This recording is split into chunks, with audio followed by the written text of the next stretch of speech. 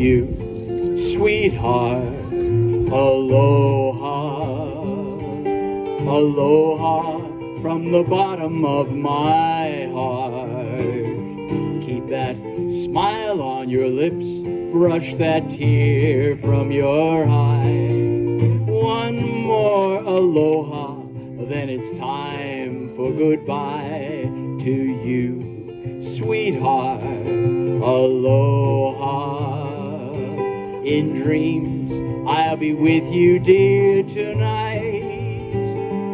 And I'll pray for that day when we two will meet again. Until then, sweetheart, aloha. To you, sweetheart, aloha. Those are the words written on a charm that my father gave to my mother on the occasion of their 25th wedding anniversary. That was not supposed to be the gift that she got that year. More on that later. Thanks for being here tonight. My name is Gary Bremen, and of course you know Grant Livingston. And we are so excited to be back sharing this program that we have toured all over the country. We haven't done it since we did it in Chicago in September. Yep. Indiana, actually. Indiana Dunes National Park. So, in 2016, the National Park Service celebrated the centennial of the National Park Service, 100 years. But the idea of national parks actually goes back much further than just 105 years. In 1864, Abraham Lincoln took a little break from the Civil War, and he gave a piece of land, a beautiful valley and a grove of gigantic trees to the state of California as a land grant. And a lot of people see the Yosemite land grant as the beginning of the national park idea. Just a few years later, in 1870, a group of men went out to northwestern Wyoming, Idaho, and Montana to explore an area that up to that point had really only been known to native people and fur trappers and the like. And we don't know really what they said to one another, what they did on that as they explored this incredible area. An incredible area where they said hell itself bubbled out of the ground, where the mountains shone like glass, and where the stones were yellow. We know for a fact that they did not stay at a Motel 6. They were camping. And when you camp, you put a fire out. And when people camp and there's a fire, they tell stories and sing songs, maybe even this one.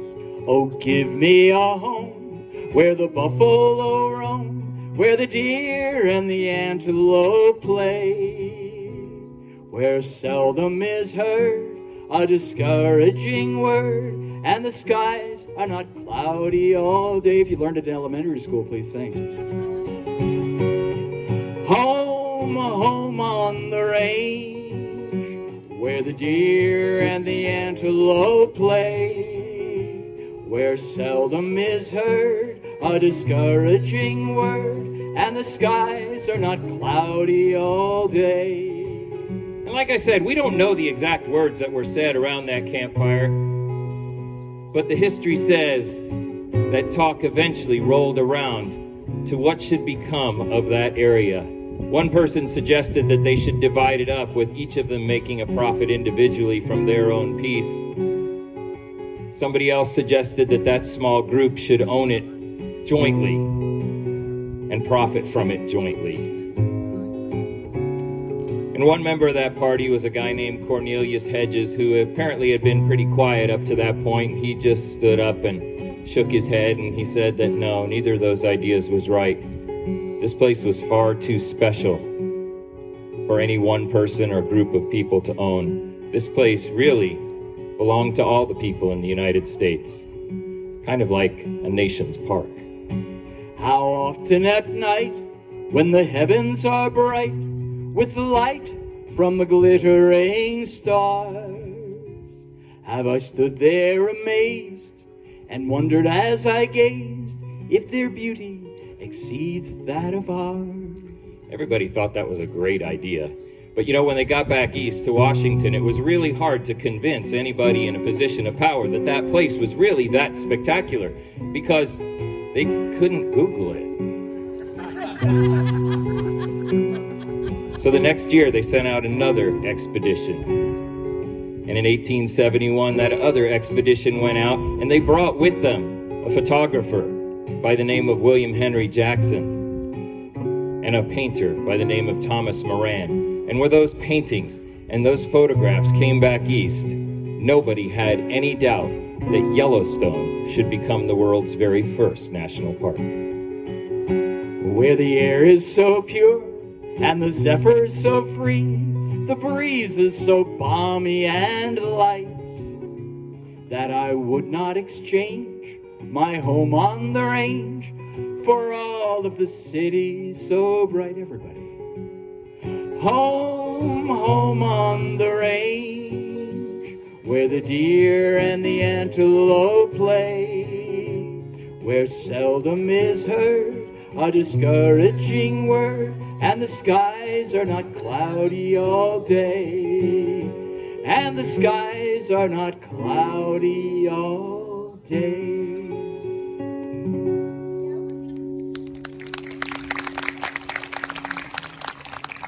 I first visited Yellowstone National Park in 1972, and I have some pretty distinct memories of the things I saw. I remember seeing bison, and I remember seeing bears, and I remember seeing elk, but there was one animal that I did not see when I went to Yellowstone in 1972. What was it? A wolf. I did not see a wolf, because wolves had been extirpated. They'd been wiped out from that area by too many people believing this idea that they would come along and blow their house down or dress up like a grandma or some crazy story like this. So all the wolves had been wiped out and killed. But over the course of my lifetime, wolves had been reintroduced with great controversy into the Yellowstone ecosystem. And so in 2013, I decided that I wanted to go back to Yellowstone so I could see a wolf. And I said to myself, wouldn't it be a great birthday present to myself to go to Yellowstone for my birthday? I was born in February.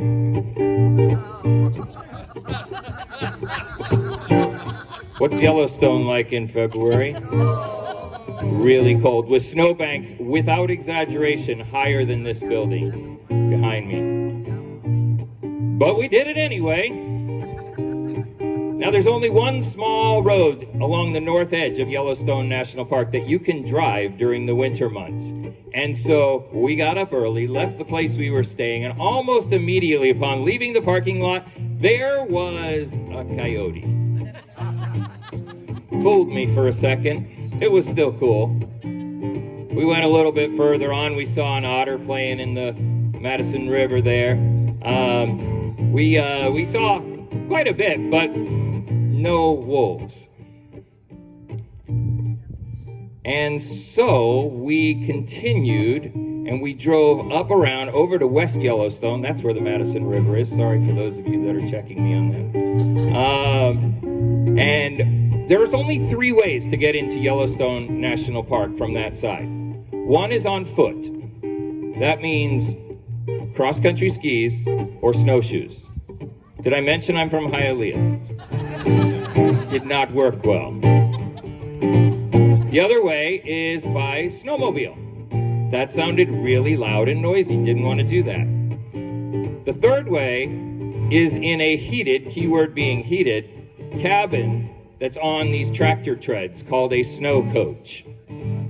That sounded right. And so I paid an exorbitant sum of money to someone to take me in for a wildlife tour into Yellowstone in a snow coach. And man, did we see wildlife. We saw bison, we saw elk, we saw more coyotes. I got to see a fox.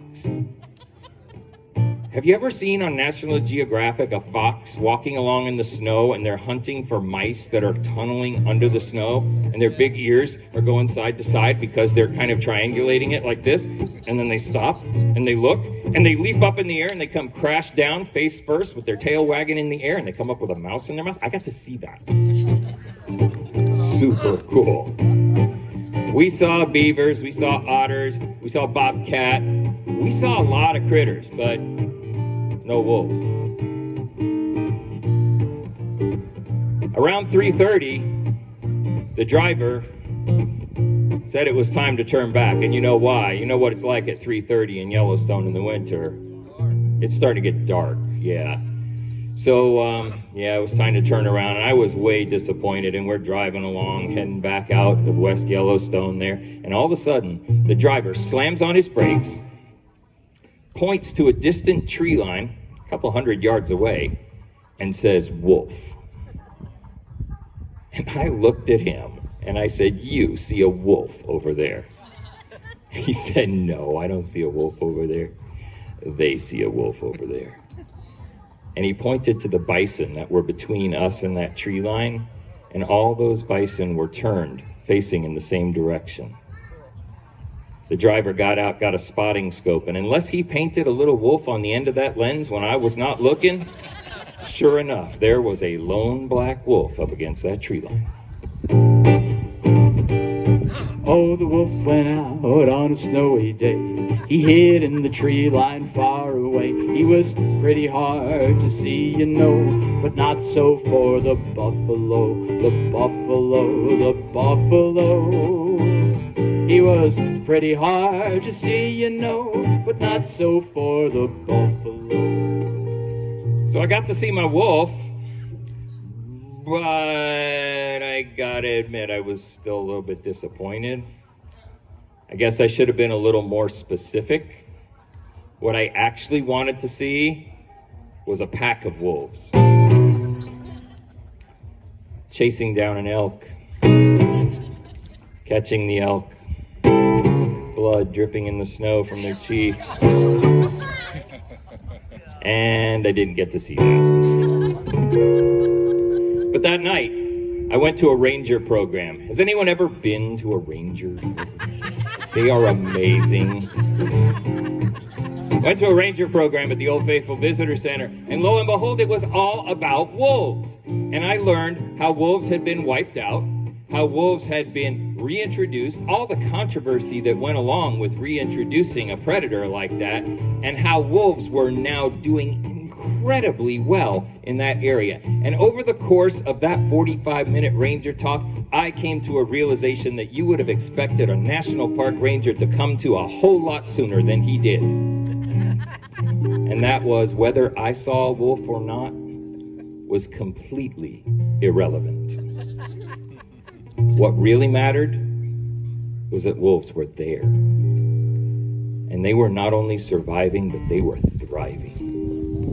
And national parks do that for all kinds of species all over this country.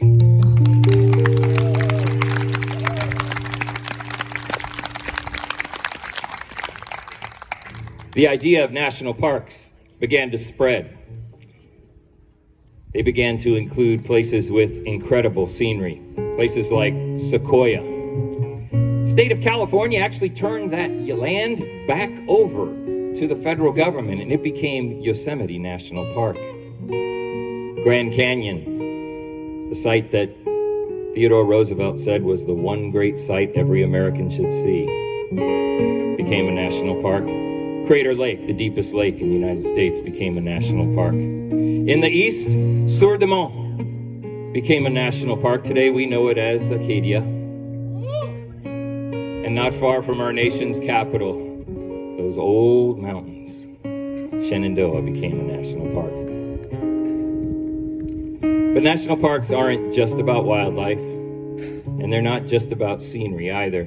In fact, more than half of our national parks recall the history of our nation. The triumphant, the happy, the amazing, and the tragic. There are many poignant places that the National Park Service protects. including 2 pieces of farmland in the state of Pennsylvania. One at the western end of the state, where 40 heroes crashed a plane, saving countless lives on September 11th. And at the eastern end of the state, a place where 160,000 people met on the first 3 days of July in 1863 near a little town called Gettysburg. When Johnny comes marching home again, hurrah, hurrah, we'll give him a hearty welcome then, hurrah, hurrah. The men will cheer and the boys will shout, the ladies they will all turn and we'll all feel gay when Johnny comes marching home. Get ready for the Jubilee, hurrah, hurrah. We'll give our hero 3 times 3, hurrah, hurrah. The laurel wreath is ready now to place upon his loyal brow, and we'll all feel gay when Johnny comes marching home. But 51,000 did not come marching home from Gettysburg.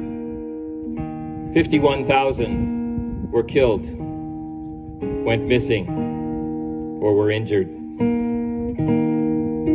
1,500 horses and mules died on that field. And in the days after the battle came the grisly task of identifying all those bodies and burying them, gathering the body parts. And then came the task of inventorying government property, the cannons, the carriages, the guns. There was a time after I visited Gettysburg as a little boy that I could have told you what army was on Cemetery Ridge and which group was on Seminary Ridge and which general led who where. I knew all those things. Every report I did in school that year was all about Gettysburg, and I have long since forgotten all of that. But there is one thing that stuck with me and sticks with me still all these years later, and that's a story that the ranger told about some of those guns that they found out on the field still being loaded when they found them, hadn't been shot off.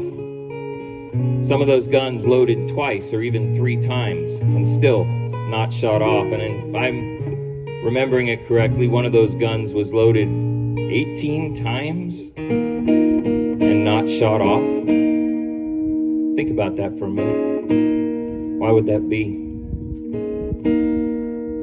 How chaotic was it on that battlefield with the smoke and the noise, the sounds of people dying, your friends dying around you, and you didn't even realize that the gun in your own hands had not discharged, and you continued to load and shoot and load and shoot. I glimpsed war, and I never want to see it again.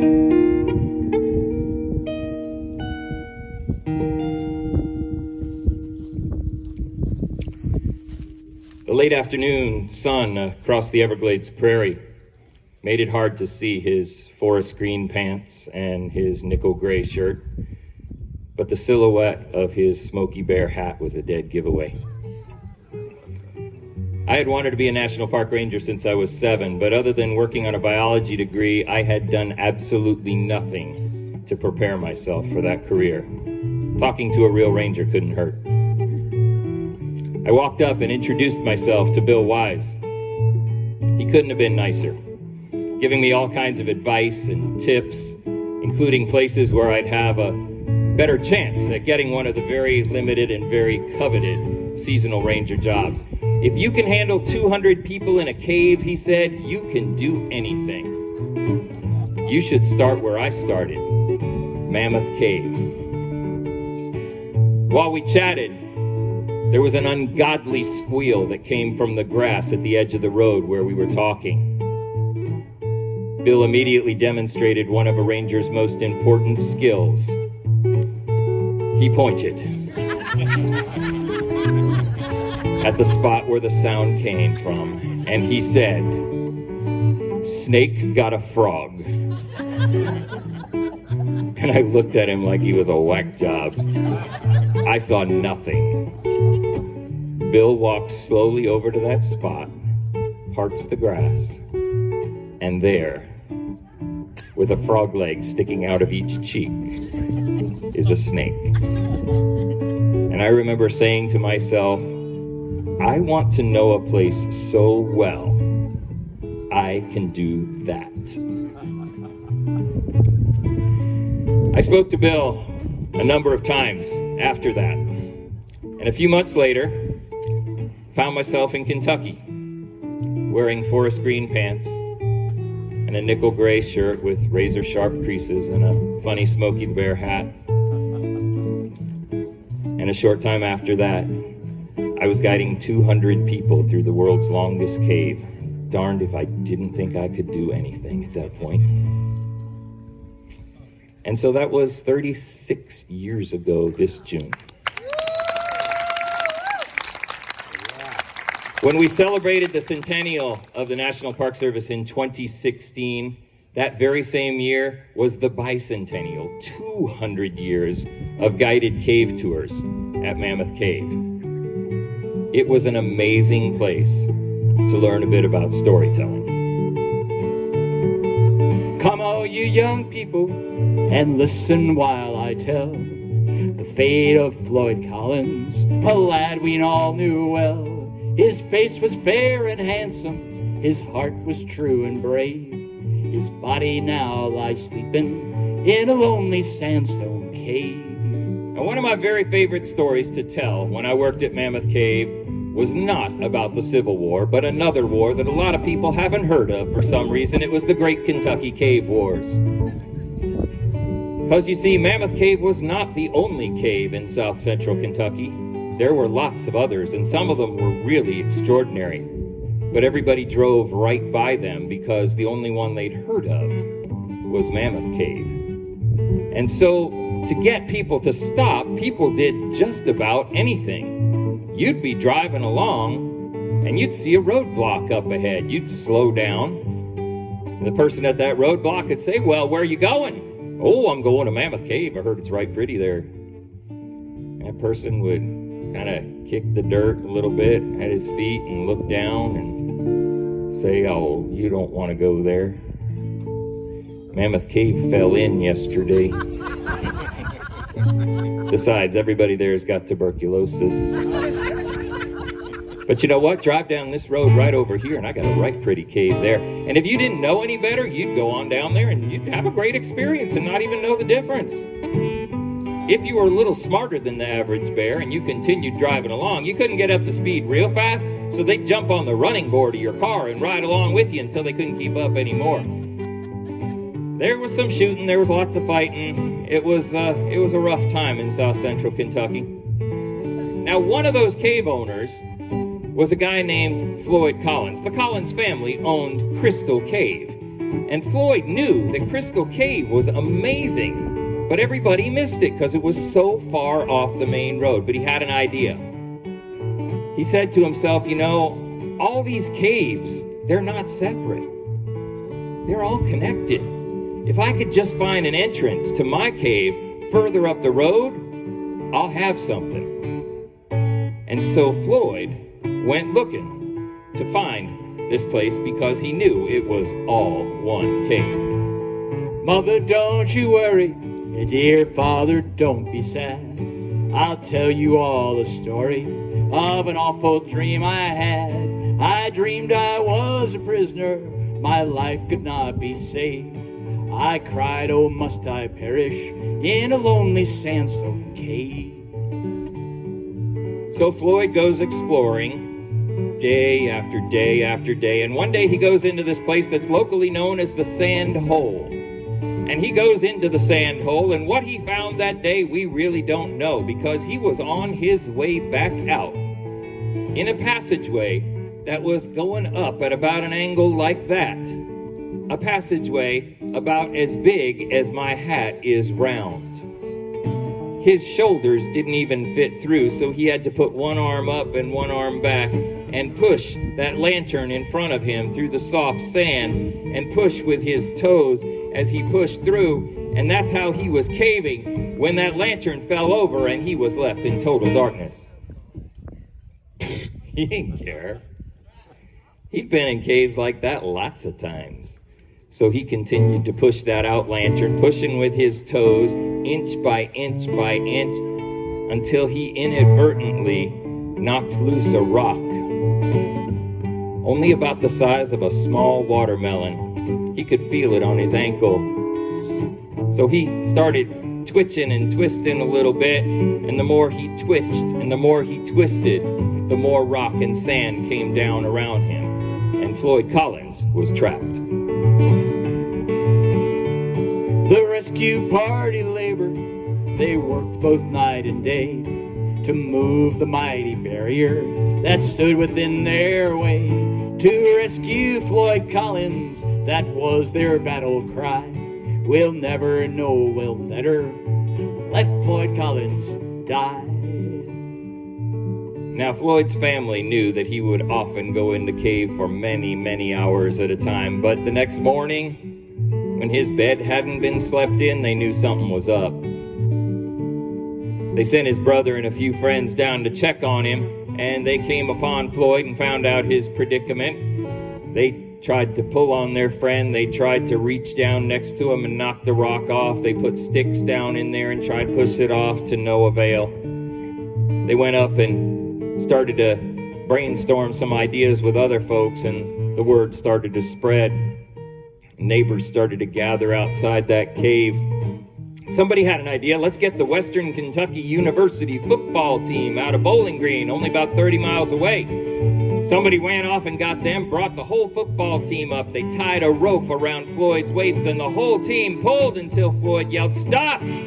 You're pulling me in two."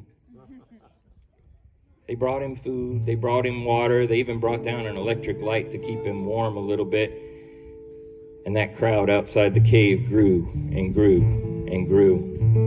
A mining engineer by the name of George Carmichael came along, and he had an idea. He was probably the smartest guy in the crowd. He said, "We'll dig a shaft down behind the boy.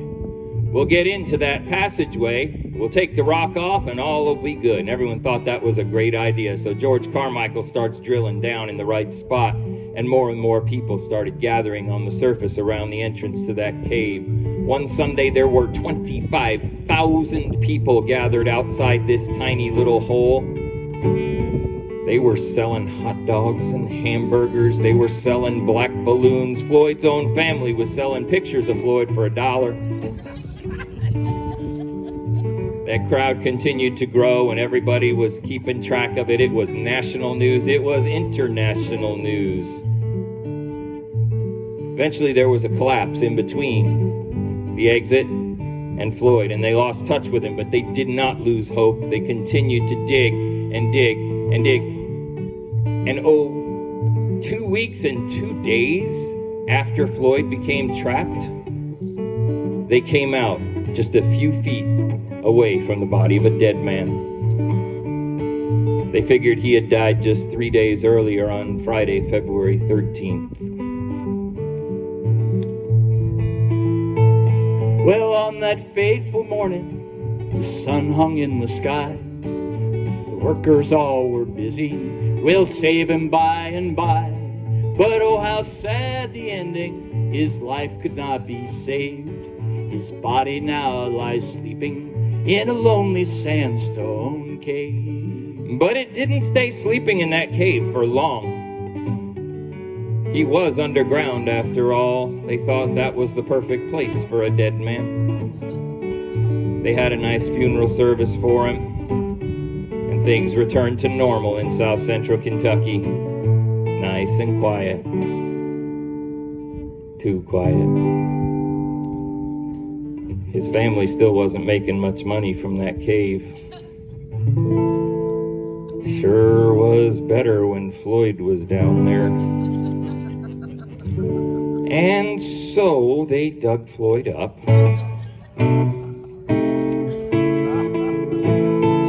put him down in the cave. Again, they had put him in the church cemetery. I might have skipped that part.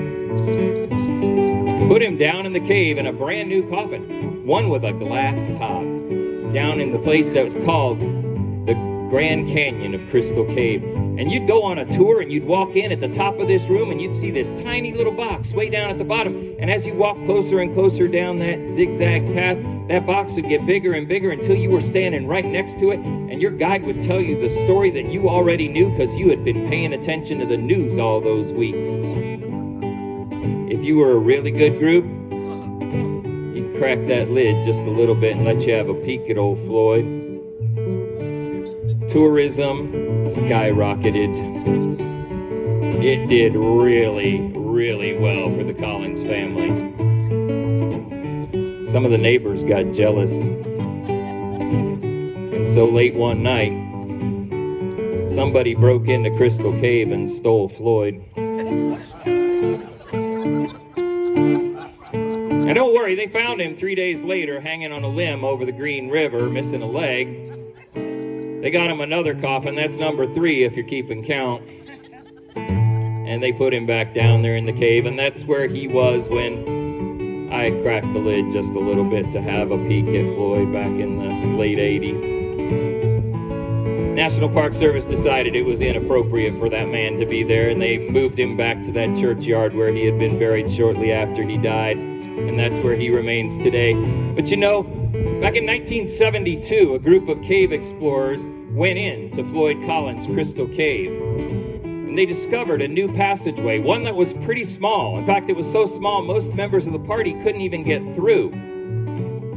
Just a few of the women, because they were smaller. And they squeezed through that tiny little passageway, and on the other side it opened up so much that they could stand up and walk. And they're walking along, and something really strange started to happen. One of them said, "You smell something?" "I do." "What is that smell?" "It smells like chili." And then they saw lights, and they walked right into the snowball dining room at Mammoth Cave. Floyd Collins had been right all along. People all take warning from Floyd Collins' fate, and get right with your maker before it is too late.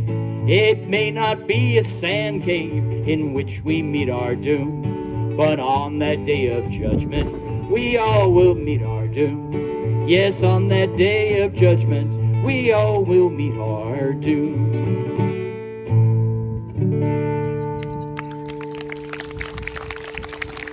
That is the Ballad of Floyd Collins, sung by Vernon Dalhart on the stage of the Grand Ole Opry just a few months after Floyd Collins died.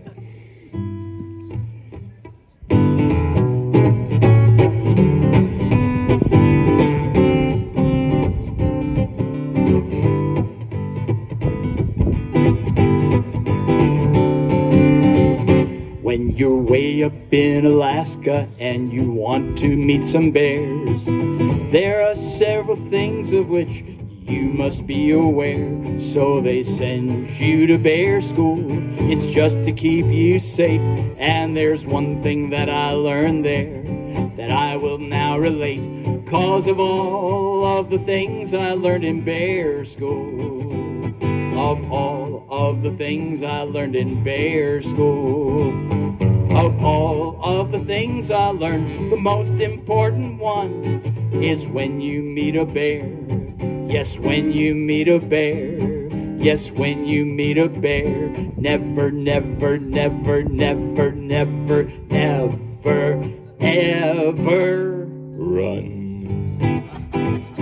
Now, Katmai National Park is not a household name like Yellowstone or Grand Canyon, and to be honest, most people don't go to Katmai National Park for the real reason the park was established either, which was the 1912 eruption of an absolutely enormous volcano called Nova Rupta. Nope, most people go to Katmai because there is a 6-foot-tall waterfall. 6 feet tall, about as tall as I am, not terribly impressive. But it seems that an awful lot of salmon want to get over that waterfall to get to their spawning grounds. And so every year, millions of these fish make these heroic leaps up this 6-foot waterfall. And the vast majority of them make it just fine. but more than a few find themselves in the jaws of a grizzly bear. You've seen the photos, the bears lined up along the edge of the waterfall, catching salmon as they jump up. You've participated in the polling for the Fat Bear campaign that Katmai National Park does every year as those bears fatten up and get ready for the winter. Katmai is an amazing national park to visit. It's not easy to get to, though. First, you can't drive there. You have to fly in. And you fly in on a tiny little float plane. You land on the water, they pull you up on the beach, and a park ranger meets you at the beach and forces you to go into the visitor center. It's always a good idea to go to the visitor center first when you get to a national park. But they make you do it here. And they send you right into the back room for bear school. And I will never forget the words that the first ranger spoke to us when we got herded into that back room. She said, "Today you will be stupidly close to bears." And she proceeded to tell us all of the reasons and all of the things that we needed to do to keep ourselves safe from bears. She said, "You will need to remain 50 yards away from any bear you see." She pointed out the window of the visitor center at a plywood cutout of a bear. And she said, "That plywood cutout is 50 yards away from you. You need to stay at least that far away from every bear." And as she is speaking, a bear walks by the plywood cutout of a bear, and I about wet myself from excitement. She said, "You must make sure that you do not startle a bear. You want to speak loudly to one another. If you are traveling by yourself, which is not a wise thing to do, you should sing loudly so you don't startle a bear. You should make sure you are constantly aware of everything going on around you. You will not bring any kind of food or toothpaste or chapstick or anything that smells delicious or otherwise with you when you walk up to Brooks Falls." And the last thing she said was, "If you do encounter a bear, do not run." When you complete bear school, you get this cool little pin that you have to wear on your hat or your outer jacket somewhere so everyone knows you've been to bear school. We got our pins, put it on. We went to the lockers provided where we put all of our smelly things into that area. We walked with a bottle of plain water and a camera. And we walked 1.5 miles to get out to Brooks Falls. And as we're walking along, we are looking all around us. We are talking loudly to one another. And the day before, I remember hearing the bus driver and the ranger talking. We were on our way out to the site of the Novarupta volcano eruption. And the bus driver said, "Did you hear about that family that completely missed the turn to Brooks Falls yesterday? They were walking out here about 2 miles. If we hadn't seen them, they might still be walking today." And I said, "Note to self, do not miss the turn to Brooks Falls." We're walking along, we're talking, we're being very conscientious about everything around us. And it sure seems like we've walked 1.5 miles. And I said, "Did we miss the turn?" "No, we didn't miss the turn." We walked on a little bit further. "Are you sure we didn't miss the turn?" "Maybe." "Do you want to go back?" "Yeah, let's turn back just in case." We turned around, and there, coming out of the woods, not 50 yards away from us, or 40 or 30 or 20 or even 10, are 2 young male bears. At which point I forgot absolutely everything I had learned at bear school, and I turned and ran screaming like a little kid. Yes, when you meet a bear. Yes, when you meet a bear. Yes, when you meet a bear. Never, never, never, never, never, never, ever run. Now, who's been in bear country before? 50 yards does not sound like much, does it? 300 yards is the recommendation in the vast majority of places. Katmai is different. During July, those bears are so focused on that salmon that you can get a whole lot closer, and that's what makes it the most amazing experience ever. So if you get there, it was an incredibly dangerous thing I did. Do not repeat what I did. Take that lesson home with you. You know, national parks have always protected stories of struggle. In upstate New York, the location where women and a few men gathered together to discuss what rights women should have always had, is a national park at Women's Rights National Historical Park. Out in Colorado, the site of the Sand Creek Massacre, where the U.S. Army came upon a sleeping village, mostly of women and children, Native Americans, and killed the vast majority of them in their sleep, is a national monument. In California, the home and offices of Cesar Chavez, who led farm workers in the fight for their rights, is a national park. And as I mentioned earlier, our newest national park was just established yesterday at Amache. American citizens of Japanese ancestry were placed in concentration camps simply for their race. But it was in Selma, Alabama, that I heard a story I'd heard before, but I guess I just hadn't really been listening.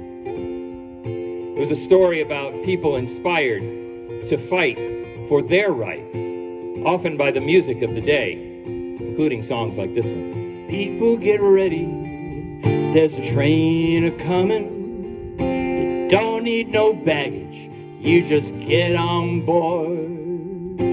All you need is faith to hear the diesel humming. You don't need no ticket, you just thank the Lord. Because you see, in the American South back in the 60s, many people were denied the right to vote because of the color of their skin. It was happening all over the South, and often when African American people went to register to vote, they were given a test. And it was a test that included questions about our history and customs. And if you were a black person, you got a few extra questions at the end. Questions like, how many seeds are there in a watermelon?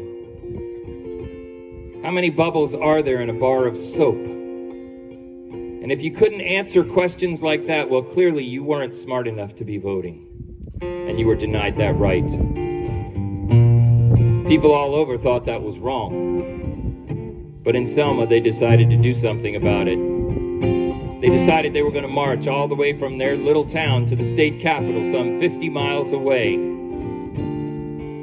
And so, early one Sunday morning, about 600 people left their churches and homes and walked through the streets of Selma, Alabama. And when they came upon the bridge that crossed over the Alabama River, a bridge named after a former Grand Dragon of the Ku Klux Klan, they started to climb that bridge, and it's got a bit of a peak to it, so you really can't see what's on the other side until you get up it a ways. And when they got to that peak, they saw waiting for them on the other side a wall of blue hatred. They were beaten bloody, and that day came to be known as Bloody Sunday.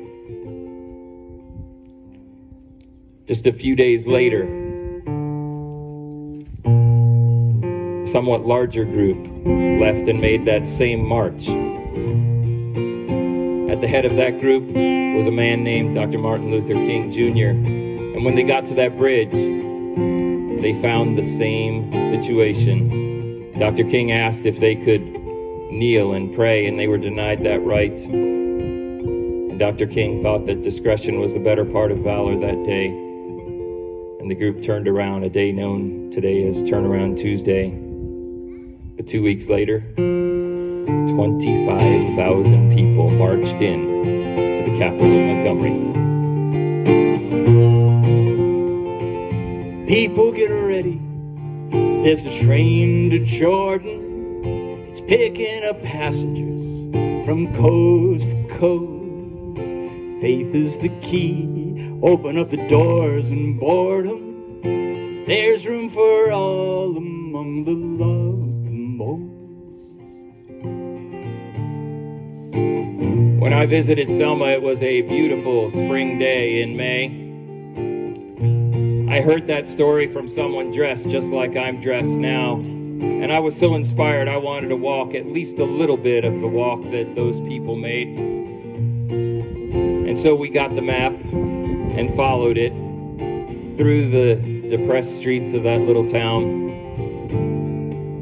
And when we came around the corner and saw the Edmund Pettus Bridge looming ahead of us, we began to climb it. And I felt my breath get shallow and my heart rate quicken. It wasn't because I was out of shape, it was because I could feel history coursing out of the ground in that place. And national parks do that for us. They provide us with a link to that history that is tangible and real, so that hopefully we can learn from the things that happen in places like that, in places like Charleston, and Minneapolis, and Louisville, and Brunswick, and far too many other places.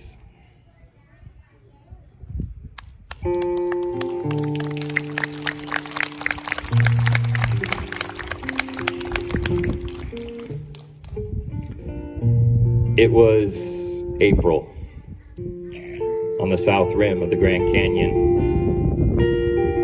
I had woken up quite early with the intention of going out to watch the sunrise over the canyon. And when I opened up the door, I discovered that it had snowed overnight, quite heavily. And so I went back inside, I got an extra jacket, got a blanket, and trudged down silently through that new, fresh snow. And when I got to the edge of the canyon, I discovered I was not the only one with this idea. There were lots of other people there, but you know what? As is the case in many national parks, all you have to do is go a few hundred yards down a trail, and you pretty much have the place to yourself. And that's what I did. I found myself a sunny spot off the edge of the trail, spread my blanket out, snuggled in for what I was sure was going to be a pretty extraordinary show. In the growing light, I could see that every pinnacle, every crack, every ledge was covered in fine white snow. Just a little bit of that golden rock peeking through underneath. I watched as the shadows of those pinnacles got shorter as the sun rose higher in the sky. I watched as the shadow of clouds came speeding down one side of the canyon and moved slowly across the bottom before scampering quickly up the opposite side.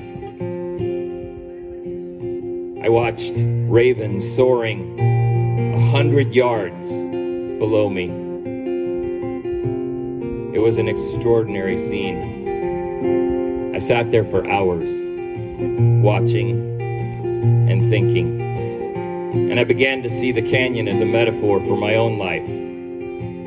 Because, you see, I too had been living in the shadows.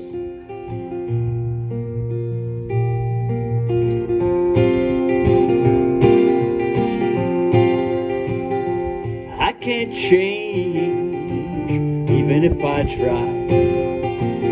Even if I wanted to. My love, my love, my love, I can't change, even if I tried. Even if I wanted to.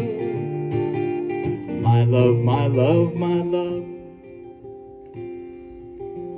For 32 years, I was hiding because I'd been told by so many people I should hide. I'd always known I was gay. I just never imagined I would ever say those words out loud, much less in front of a crowd of strangers and friends on the front lawn of a National Park Visitor Center. But in that incredible place, in that incredible moment, I felt empowered.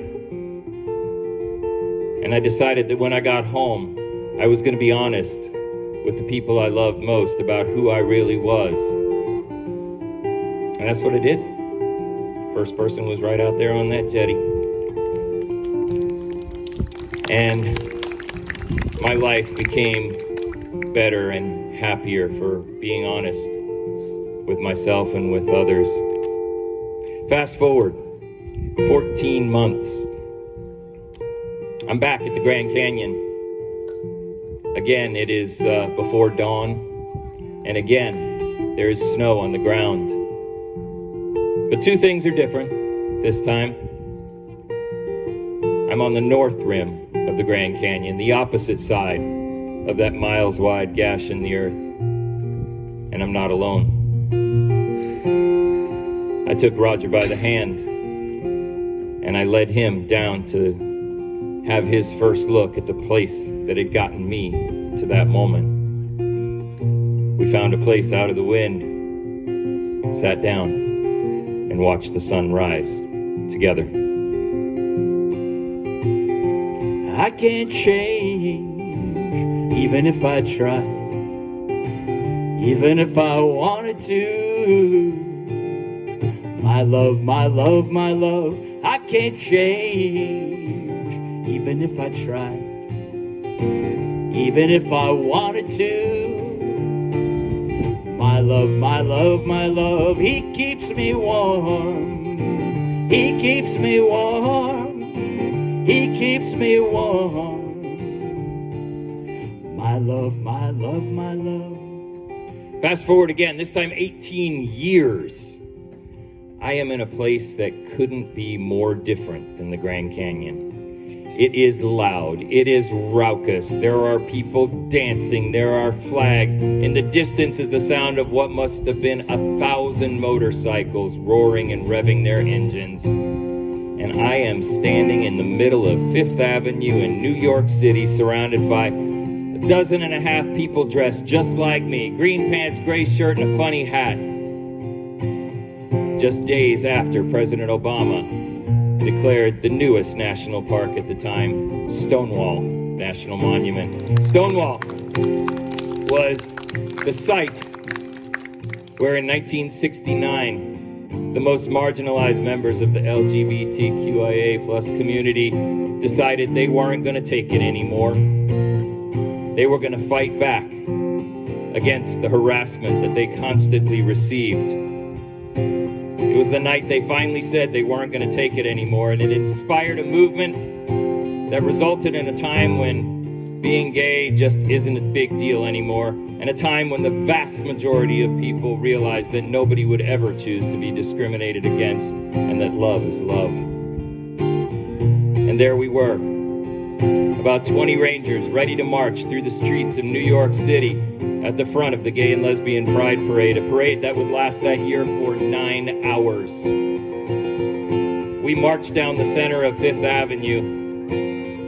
I looked up at the Empire State Building while people stood 10 and 20 deep on the sidewalks around us. The crowds cheered when they saw our flat hats coming down the road, not because of who we were, but because of what we represented and the idea that people like them were now represented in one of this nation's greatest institutions, our national parks. As we walked, the crowds seemed to get even thicker and louder. We got into the oldest part of the city, Greenwich Village, and we started making twists and turns, and the noise was deafening, and we made one last turn. And we saw it in front of us, a little brick and stucco building fluttering with rainbow-colored flags. And I imagined the people who were there on a much less happy day in 1969. I imagined the thrown rocks and the bottles. I imagined the line of drag queens taking in arms and kicklining all the way down the street in defiance of the police. We got in front of that building and we stopped for a moment just to kind of take it all in. And I remember looking up in a very different sort of canyon. one made out of glass and concrete and brick and steel, sunlight streaming down.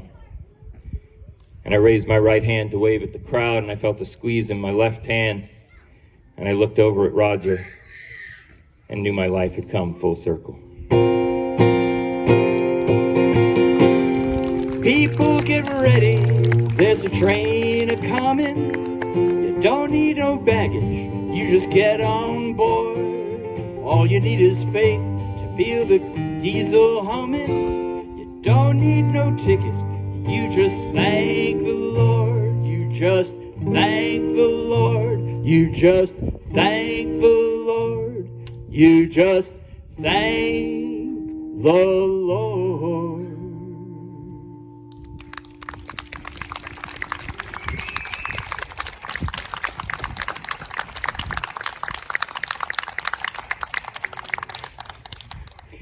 Yeah, I was talking to some of you before the show, and I mentioned that Gary and I know each other for a really long time. I knew him when I was a little kid, and he was a littler little kid, because I'm a little older. And we lost track of each other like little kid friends do sometimes. Probably been about 20 years since we had talked. And I got a call from Gary, and he said, hey, remember me? And I did. And he said, I hear you write songs.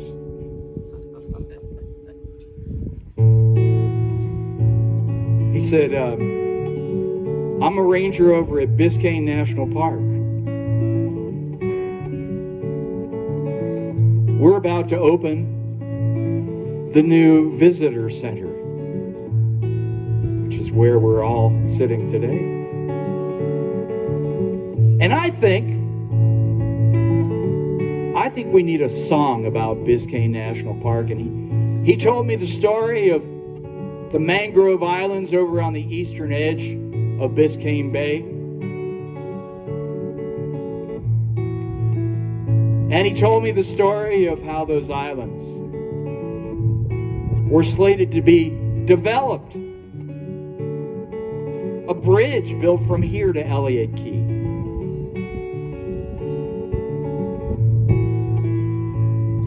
And how that didn't happen because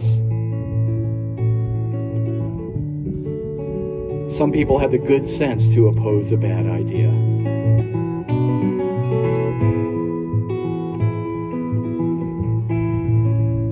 And Gary said the words that are so important to every musician. He said, come on, let's talk about it. I'll take you to lunch.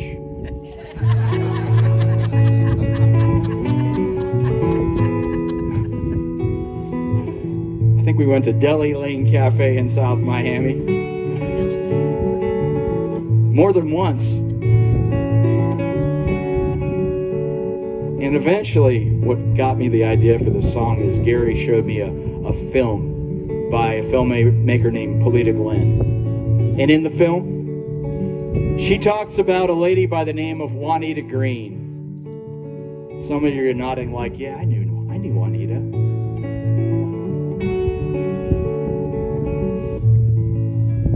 Juanita was a young writer for the Miami Herald back then. And when one of the developers was quoted as saying, those islands are so little used, they would not be missed. What Juanita had to say is that to her, those islands were like a diamond necklace. Not something you need to wear every day to appreciate its value.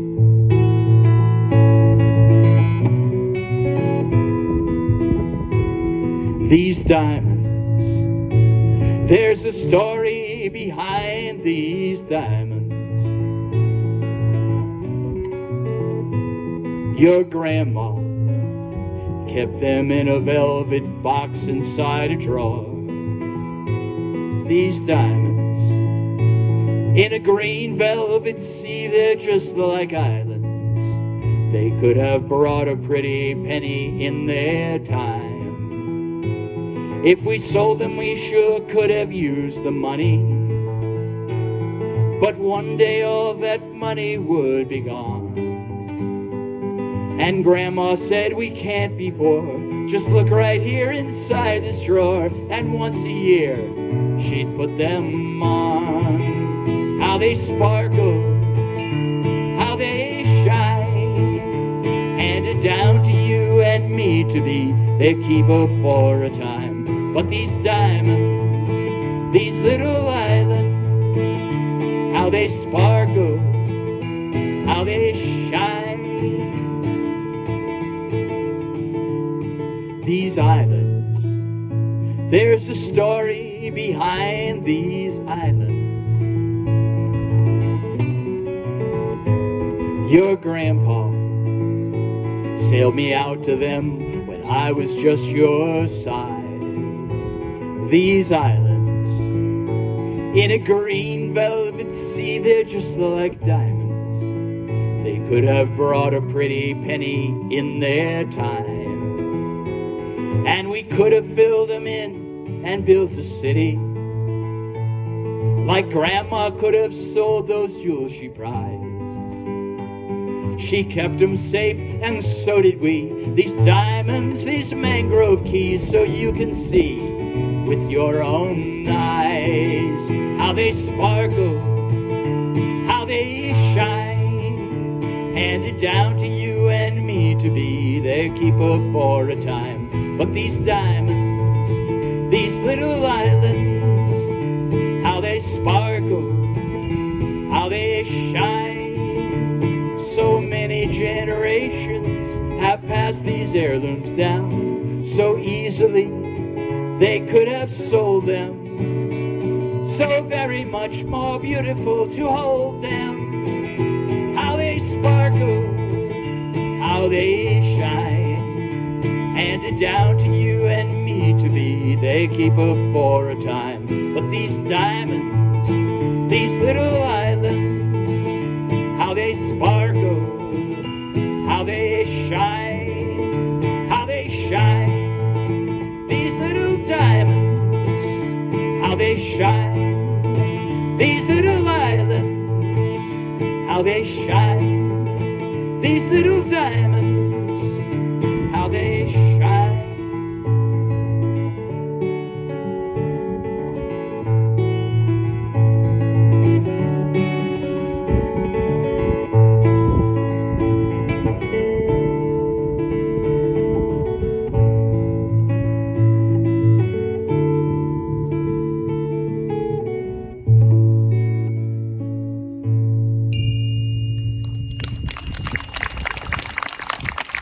That's Gary Bremen on triangle.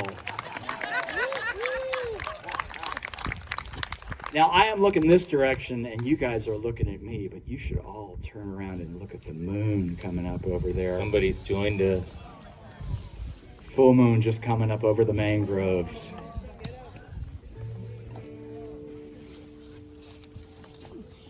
Hey, Gary, you know, while they're looking at the moon, I heard a rumor that there is another national park near here. Is that true? Yeah, Dry Tortugas. It's 58 miles off Key West. No, I don't think that was the name. I don't think Big Cypress. I don't think that was the name either. I don't know of another one. I don't know. Wait a minute. There's one called Everglades, isn't there? Hey, and you were there for a little while, weren't you? You are. Yeah. I guess to be fair, I did work over at Everglades for a while, and yeah, there's a little bit of a rivalry between the Rangers that work over there and the Rangers that work over here. But if I'm being completely honest, I actually owe a lot to that big river over there. Remember Bill Wise, the guy I talked about a little while ago, who told me I should go work at Mammoth Cave and knew the Everglades so well? Well, a few years after that conversation, I started working here at Biscayne National Park. It was 1989. 33 years is a long time. Add to that the time I spent growing up on Biscayne Bay, and I feel like I know this place pretty well, although it's always surprising me with new lessons. I know the sounds of ospreys and herons and mangrove cuckoos, even if I can't see them. I can see the shape of a swirl or a movement on the surface of the water and tell you what kind of animal just submerged there. I've gotten really good at identifying animals and plants from crappy cell phone pics. And I've got some pretty good stories about why I think national parks are extraordinary places. And you know, the day after Christmas, I was telling some of those stories right up there on the visitor center front porch, right where that man's standing right now. And I love telling a story and looking out and being able to tell that people are really connecting with some aspect of it. And I looked out and I saw this one tough guy take his glasses off and wipe the corner of his eye. And after the program was over, he came up to me and he said, "You know, you've been here a really long time. I wonder if you might know an old friend of mine, named Bill Wise." What are the chances, huh? I thought of Bill often over the 35 years since he first gave me that advice to start at Mammoth Cave. And I had met many other friends of Bill's. Everybody loved the guy. And so I realized that I wasn't that special. But you know what? He made me feel like I was special. I'd lost touch with him. But that guy told me about going on hikes with Bill after he retired. And I told him the story of Bill finding a dead body off a loop road.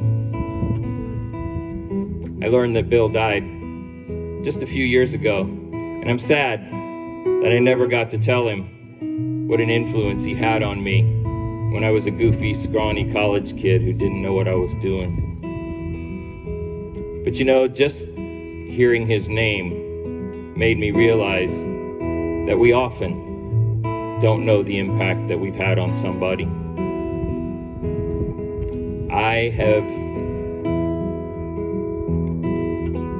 I've been invited to school plays and graduations by kids that I first met when they were only about waist high, coming to the Family Fun Fest program that we had for 20 years here on this front lawn. One of those kids became a nurse. A couple months ago, I ran into her brother, who's now working on the new Guardians of the Galaxy movie in Atlanta. Up in my office, I have a photo of their grinning brother, Bobby, in his Biscayne National Park volunteer uniform, holding an alligator. And I remember going to his funeral after a horrible accident.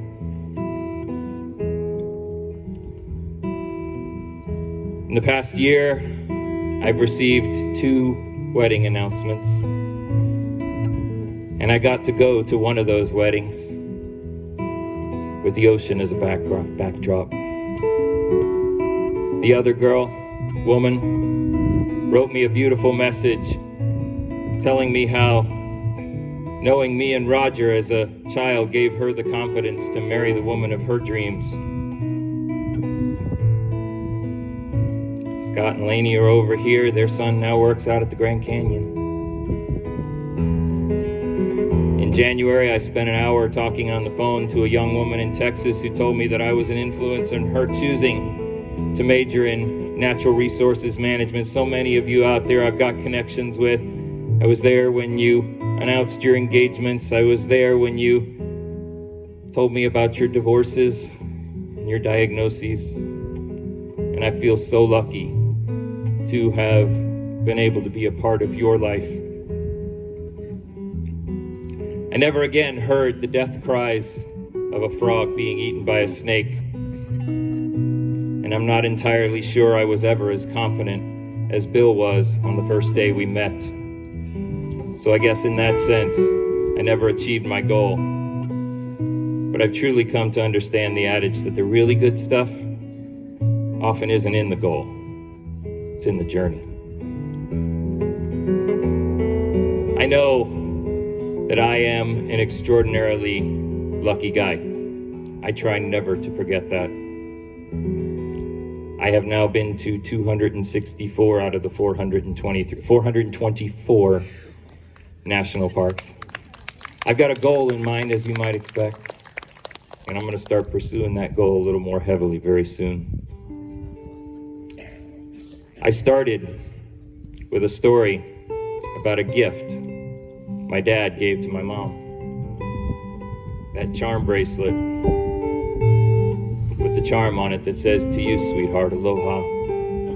Because you see, my mom and dad were part of that crazy 1970s Hawaiian music craze where everyone was listening to Don Ho and Andy Williams and all those people singing all those songs. Some of you remember those days. And they had a plan. For their 25th wedding anniversary, they were going to Hawaii. They never made it. Because they took the money that they were saving for that trip and instead bought a sky blue Ford Ranger pickup truck and a 15-foot-long Dutchcraft travel trailer and decided to follow the advice of Simon and Garfunkel to go out and look for America. And guess which 7-year-old got to go along with them? I owe a lot to my parents.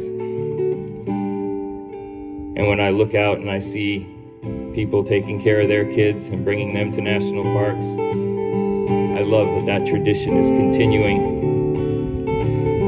Some of you will remember a documentary filmmaker named Ken Burns who made a 12-part series about the national parks a few years ago called America's Best Idea. Biscayne National Park was featured in that documentary. And so I got to go to the preview premiere of that documentary in Coral Gables at Gusman Hall on the campus of the University of Miami. And after the preview was over, Ken Burns took questions from the audience, and someone raised their hand and said, Mr. Burns, what's your favorite national park?" And a hush fell over the auditorium. Ken Burns was about to make a pronouncement. Was he going to go for the obvious? The obscure? Nah. He answered in the best possible way. He said, "You know, sometimes it's less about the place than who's holding your hand when you're there."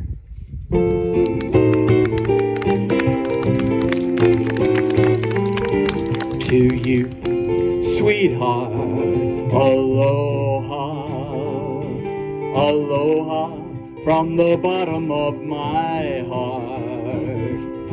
Keep that smile on your lips, brush the tear from your eye. One more aloha, then it's time for goodbye. To you, sweetheart, aloha. In dreams, I'll be with you, dear, tonight. And I'll pray for the day when we two will meet again. Until then, sweetheart, aloha. Until then, sweetheart, aloha.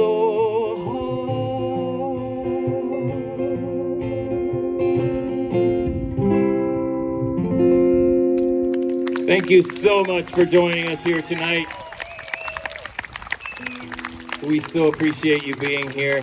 We are out here till 10 tonight. Please enjoy that gorgeous full moon. Better view from the front porch. Have yourself a s'more over here.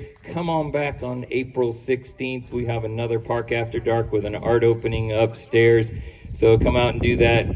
And by all means, please get out there and find your park. It's out there waiting for you. Some extraordinary places. Does that remind you of anything, Grant? This land is your land. This land is my land. From California to the New York Island. from the redwood forest to the Gulf Stream waters. This land was made for you and